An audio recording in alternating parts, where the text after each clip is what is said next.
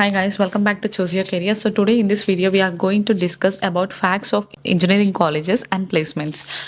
So placements అనే పేరుతో engineering colleges స్టూడెంట్స్ని ఎలా మోసం చేస్తున్నారు అండ్ ఆల్సో ప్లేస్మెంట్స్ అసలు ఎంత నిజాయితీగా ఫాలో అవుతున్నారు and also facts about placements అనేది మేనేజ్మెంట్ కోటా తీసుకున్న వాళ్ళకి ప్లేస్ చేస్తారా లేదంటే కౌన్సిలింగ్లో వచ్చిన వాళ్ళని ప్లేస్ చేస్తారా అనేది మనం ఈ వీడియోలో డిస్కస్ చేసుకుందాం. అండ్ ఆల్సో అసలు ఇంజనీరింగ్ కాలేజ్ ప్లేస్మెంట్స్ పర్పస్కి స్టూడెంట్స్ దగ్గర తీసుకున్న మనీ నుండి వాళ్ళు ప్లేస్మెంట్కి ఎంత పే చేస్తారు అనేది కూడా మనము ఈ వీడియోలో డిస్కస్ చేసుకుందాం. అండ్ ఆల్సో ఇది బోత్ స్టూడెంట్స్ అండ్ పేరెంట్స్ కూడా, సో ఇద్దరూ తెలుసుకోవాలి. ఫ్యాక్ట్స్ తెలుసుకున్న తర్వాతనే సో దట్ మీకు అవేర్నెస్ వస్తుంది అసలు ఏం జరుగుతుంది మార్కెట్లో, కాలేజెస్లో ఎలా ప్లేస్మెంట్ హైరింగ్ అనేది ఉంటుంది అనేది బోత్ పేరెంట్స్ అండ్ స్టూడెంట్స్కి తెలియాలి.